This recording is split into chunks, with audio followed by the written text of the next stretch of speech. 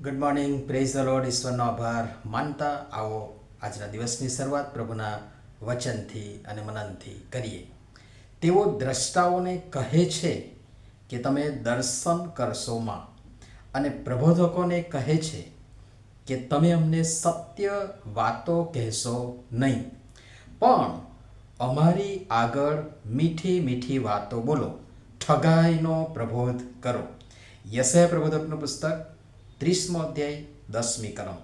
આજનો વિચાર ખ્રિસ્તમાં અતિ પ્રિય વાલા મિત્રો, પ્રભુ ઈસુ ખ્રિસ્તના શ્રેષ્ઠતમ નામમાં આપ સર્વને સવારની પ્રેમભરી સલામ. યશાયા પ્રબોધકના સમયની આ ભવિષ્યવાણી આસુરની વિરુદ્ધ મિસર સાથે સમાધાન કરનાર એ યહૂદિયાના લોકોને બળવાખોર, દંગાખોર, લબાડ છોકરા કહેવામાં આવે છે.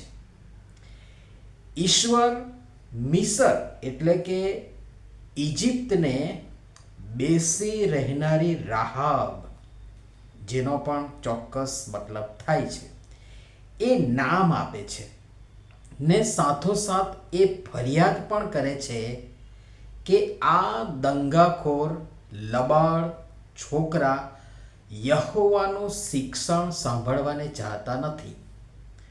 કેવી ભયંકર વાત!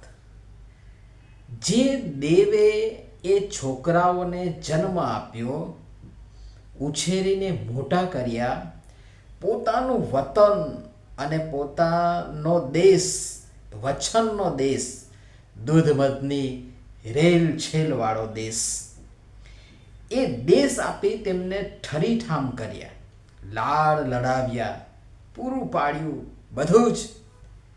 એ જ છોકરા જીવતા દેવની સહાય મેળવવાને બદલે મિસરની સહાય, જે તદ્દન વૃથા અને નકામી છે, તેની પર આધાર રાખે છે અને પ્રેમાળ પિતા પરમેશ્વરના શિક્ષણને તુચ્છ ગણી તેને સાંભળવાને ચાહતા નથી, કારણ કે અઘરું લાગે, કપરું લાગે, છોડવું નથી. પુત્ર ઉઠીને બાપની સામે થયો, આ આખું જે ચિત્ર ત્યાં બતાવવામાં આવ્યું છે એનો મતલબ આ થાય કે પુત્ર ઉઠીને બાપની સામે થયો. આજનું વચન અક્ષરશઃ આપણને પણ સાંપ્રત સમયમાં એટલું જ લાગે વળગે છે. તેઓ દ્રષ્ટાઓને કહે છે, શું કહે છે? કે તમે દર્શન કરશોમાં. કેમ કે દર્શન થાય તો દેવ એવી એવી બાબતો જે આપણામાં ઘર કરી ગઈ છે એ બતાવે, જણાવે, દર્શાવે, જે આપણને ના ગમે, જે આપણે છોડી શકતા નથી અથવા તો છોડવા માંગતા નથી અથવા તો છોડી ન શકીએ. બીજી બાબત, અમને સત્ય વાતો કરશો નહીં. કેમ કે દેવ તો સત્ય વાતો જ જણાવશે ને સત્ય હંમેશા કડવું હોય. સત્ય કોઈને ગમતું નથી, કેમ કે તે હંમેશા કડવું જ હોય છે. બીજી બાબત, અમારી આગળ મીઠી મીઠી વાતો બોલો, અમને ગમે, અમને જોઈએ એવી વાતો, અમને સારું સારું લાગે એવું જ બોલવાનું. જો કોઈ કડવું અથવા તો કડક અથવા તો સત્ય બોલ્યા કે તરત એની વિરુદ્ધ તરકટ ચાલુ થઈ જાય, બદલી થઈ જાય, ટ્રાન્સફર થઈ જાય. કારણ કે એવો વખત આવ્યો છે, જે બીજો તિમોથી 4થો અધ્યાય 3જી ને 4થી કલમમાં લખ્યું છે એ પ્રમાણે. એવો વખત આવ્યો છે કે લોકો હવે શુદ્ધ સત્ય ઉપદેશને સહન કરતા નથી, પણ જાણે કાનમાં ખંજવાળ આવવાથી પોતાને અનુકૂળ, પોતાને મનગમતા, પોતાને મનપસંદ મંડળીની વ્યવસ્થામાં દેવ બાપ જે આપે એ નહીં, પણ મનગમતા પોતાને સારું ભેગા કરવા લાગ્યા છે. લોકો હવે સત્ય તરફ કાન આડા કરવા માંડ્યા છે. કપોળ, કલ્પિત, મન ગણંત, વાહિયાત અને પાયા વિહોણી, ફક્ત ખુશ કરનારી પોકળ વાતો તરફ ફર્યા છે. બીજો તિમોથી 4 અધ્યાય 3-4 કલમ મુજબ.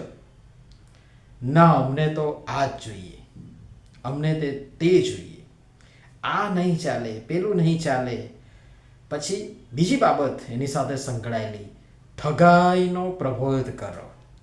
સારું સારું લાગે, ભલે પરિસ્થિતિ બહુ ખરાબ હોય, પાપમાં હોય, દુરાચારમાં હોય, વ્યસનમાં હોય માણસ, પણ એ બધું નહીં કહેવાનું. ઠગાઈનો પ્રબોધ કરો મતલબ છેતરામણી, વાસ્તવિકતા, સત્ય જણાવવું નહીં, પણ બધું બરાબર છે, સબ સલામતની જ બૂમ પાડવી જોઈએ ને પડવી જોઈએ. આ આપણી હાલત આજે છે. હું બીવડાવતો નથી, અરીસો બતાવવાનો પ્રયત્ન કરું છું. લોકો આજે જ્ઞાન મેળવવા અહીં તહીં દોડાદોડ કરી રહ્યા છે. બાજુમાં જ દેવળ હોય, 5 કદમ ચાલીને એ મૂકીને ક્યાંના ક્યાં જતા હોય. આ વક્તા સારું બોલે છે, ત્યાં સરસ સાંભળવા મળે છે, અને પોતાની મંડળીનો સેવક જરા કંઈક સત્ય કડવી વાત બોલ્યા કે મર્યા, એવું ના હોય. એને સ્વીકારતા, એને પચાવતા, પોતાને એમાં ફિટ કરી બચાવતા શીખીએ. નહીં તો દેવની મંડળીની આશીર્વાદિત એ વ્યવસ્થા જેને આપણે માન આપવું જ જોઈએ, એમાં અને મારા તમારા બાળકોને હું અને તમે સારામાં સારું ટ્યુશન, સ્કૂલ વગેરે અપાવીએ છીએ, એમાં કોઈ ફરક રહેશે નહીં. મનગમતા નહીં, દેવ ગમતા, દેવ તરફથી મળેલ એ દર્શન, એ ઉપદેશ, એ વચનોની અભિલાષા આપણે રાખીએ. વધુ આવતીકાલે જોઈશું. પ્રભુ સમજવાના માટે આપણ સર્વની સહાય તથા મદદ કરો. નમીએ પ્રાર્થના કરીએ. પ્રેમાળ પિતા, આપના તરફથી મળેલ આપના વચનની ભેટને માટે અમે આપના આભારી છીએ.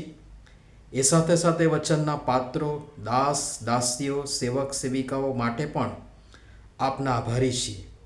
અમારા માટે જે ઉચિત યોગ્ય હોય તે તમે તમારા તરફથી તમે કરેલી વ્યવસ્થામાં અમને આપો, અને એને સ્વીકારતા, પચાવતા, અપનાવતા, અને એ દ્વારા અમારામાં રહેલ ત્રુટિને સુધારવા, દૂર કરવા કૃપા કરી અમારી સૌની તમે સહાય તથા મદદ કરો.